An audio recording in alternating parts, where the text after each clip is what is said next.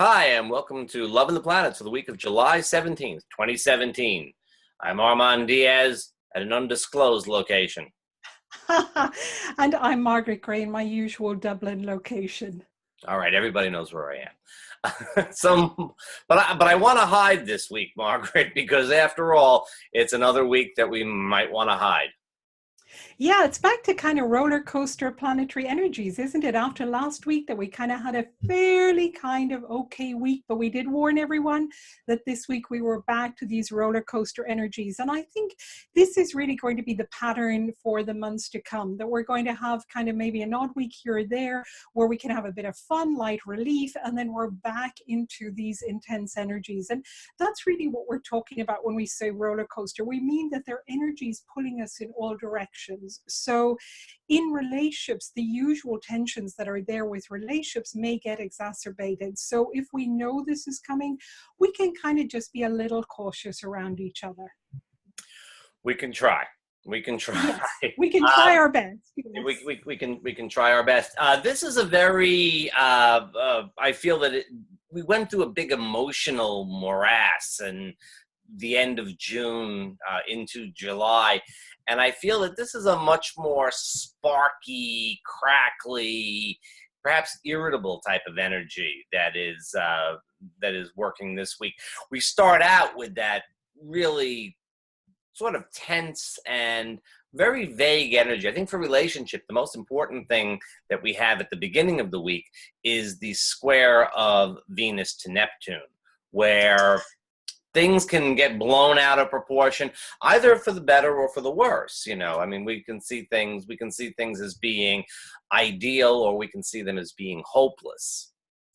Well, if we didn't have that Mars square Uranus going on pretty much at the same time, I would have said there's the potential for it to be romantic. But because there's the Mars square Uranus, I think we could get some little unexpected jolts or shocks or sudden news. I think whenever Mars and Uranus come together, we kind of have to be a little careful of accidents. And so in relationships, we need to be a little careful that something small mightn't get, as you say, get totally out of proportion, because that's a biggie. However, having said that, it's also trining Chiron in Pisces. So it can be that, once we get over the shock of the news we might hear, there could be some healing, particularly to do with old family issues. So that's kind of, the little icing on a cake that may not feel very tasty to eat. Let's put it that way.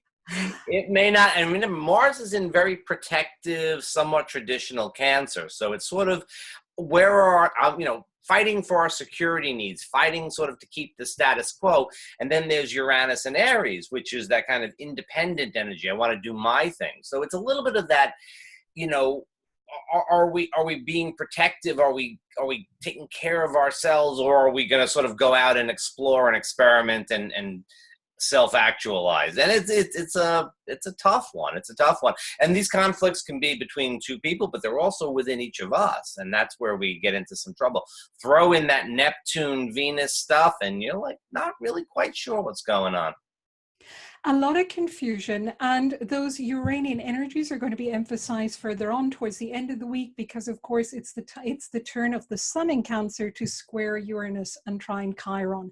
This is actually the second time it's doing this square this year. So we've had it already before.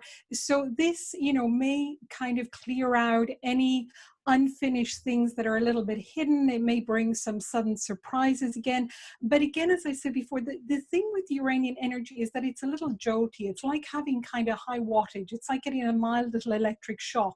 So I think our system, our human little system can get a little shocked. So we need to really, really take care of ourselves and be aware that, the people who are important in our lives, our friends, our partners, our family members, are also getting these little shocks. So to kind of look out for each other a little bit, certainly until the full moon comes at the end of the week.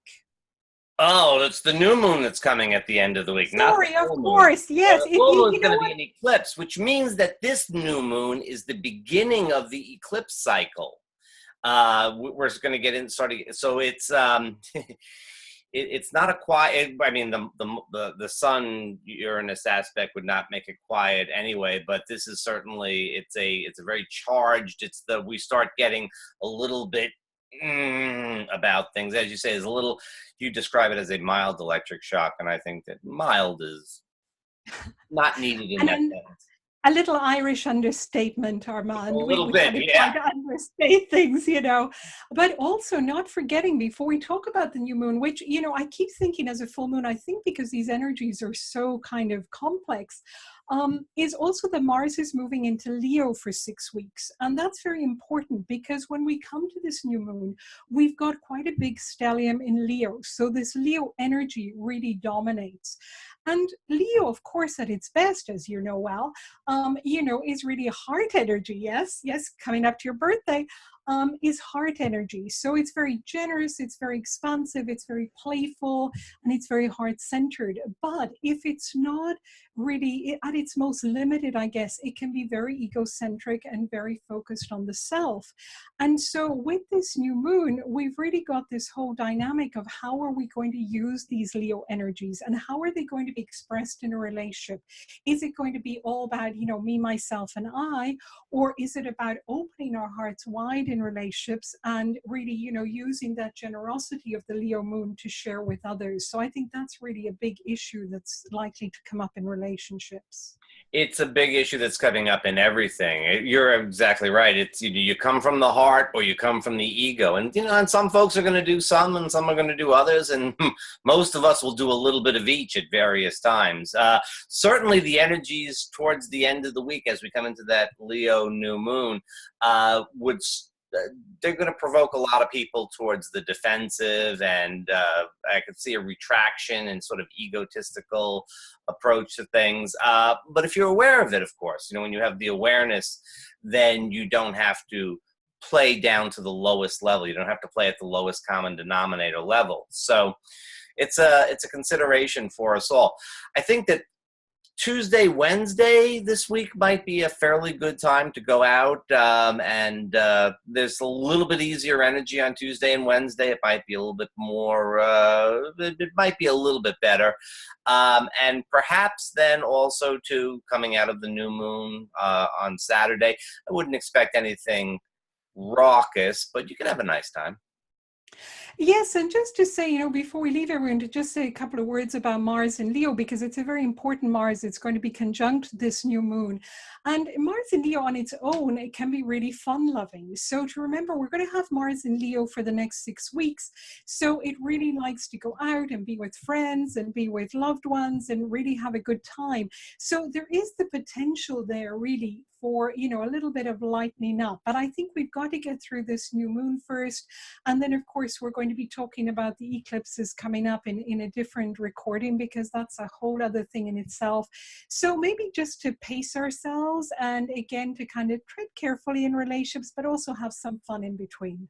It sounds like a good idea. Let's have some fun in between. Absolutely. See you next week. Bye-bye, Armand. Take care.